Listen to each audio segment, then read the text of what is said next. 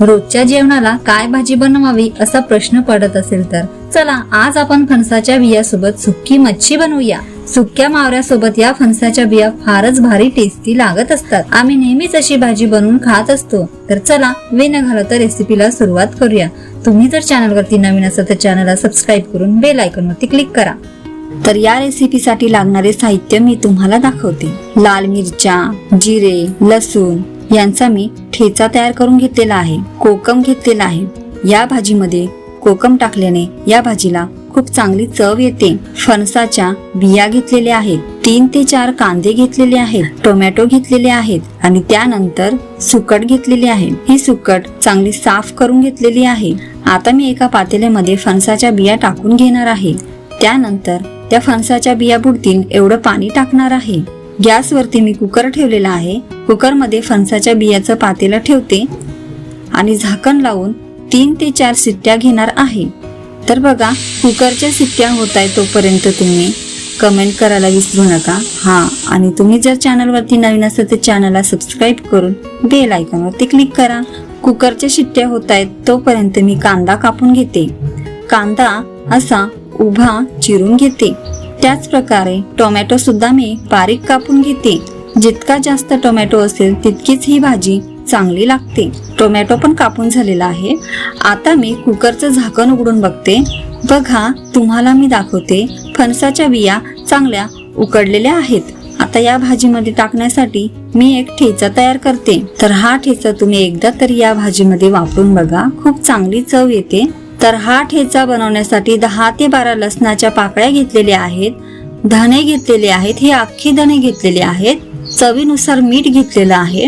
आता हे सगळं साहित्य टाकून मी चांगलं आता कुटून घेणार आहे। तर बघा या प्रकारे हा ठेचा तयार करून घेतलेला आहे। त्यानंतर ज्या फणसाच्या बिया उकडल्या होत्या त्याची आता मी साल काढून घेते। बघा फणसाच्या बिया उकडल्याने साल सहज निघते। अशा प्रकारे त्याची साल काढून घेतलेली आहे। फणसाच्या बियाची साल काढून टाकलेली आहे। तर या फणसाच्या बिया मी आता उभ्या कापून घेते। तर बघा अशा पद्धतीने मी या फणसाच्या बिया उभ्या कापून घेतलेल्या आहेत आणि एका डिश मध्ये ठेवलेल्या आहेत। चला आता या फणसाच्या बियाची भाजी कशी बनवतात ते तुम्हाला मी दाखवते। या फणसाची भाजी खायला खूपच चांगली लागते। तुम्ही सुद्धा एकदा तरी ही फणसाची भाजी बनवून बघा। जर तुम्ही चॅनलवरती नवीन असाल तर चॅनलला सबस्क्राईब करून बेल आयकॉनवरती क्लिक करा। तुम्ही माझे व्हिडिओ बघतात पण सबस्क्राईब करत नाही, कमेंट करत नाही तर प्लीज कमेंट करा, सबस्क्राईब करा। तर चला आता गॅसवरती मी कढई ठेवलेली आहे। कढईमध्ये तेल ओतलेलं आहे। तेल चांगलं कडकडीत गरम होऊ द्यायचं आहे। त्यानंतर मी जो ठेचा तयार केला होता तो टाकून घेणार आहे। तर हा ठेचा तुम्ही टाकल्याने ही भाजी खूपच चविष्ट लागते। तर बघा तेलामध्ये हा ठेचा चांगला परतून घ्यायचा आहे। त्यानंतर मी उभा कापलेला कांदा टाकून घेणार आहे। तो तेलामध्ये चांगला परतून घेणार आहे। कांदा लालसर होईपर्यंत आपल्याला तेलामध्ये परतून घ्यायचा आहे। त्यानंतर मी बारीक कापलेला टोमॅटो टाकणार आहे। बघा टोमॅटो कांदा चांगला मऊसर होईपर्यंत मी शिजवून घेणार आहे। चला आता टोमॅटो कांदा चांगला शिजलेला आहे। त्यामध्ये मी लाल मिरचीची चटणी टाकते। या भाजीमध्ये टाकण्यासाठी मी लाल मिरच्यांचा ठेचा तयार केला होता तो आता 1 चमचाभर टाकून घेणार आहे। त्यानंतर 1.5 चमचा लाल तिखट टाकणार आहे। 1 चमचा हळद टाकणार आहे। चवीनुसार मीठ टाकणार आहे। आता हे सर्व पदार्थ चमच्याने चांगले मिक्स करून घेणार आहे। बघा टोमॅटो कांदा मसाले या तेलामध्ये चांगले मी मिक्स करून घेतलेले आहेत। चला आता ही बारीक सुकट मी चांगली स्वच्छ पाण्यामध्ये धुवून आता या मसाल्यांमध्ये टाकून घेणार आहे आणि चमच्याने चांगलं मिक्स करून घेणार आहे। बघा ही सुकट मसाल्यांमध्ये मी आता चांगली मिक्स करून घेते।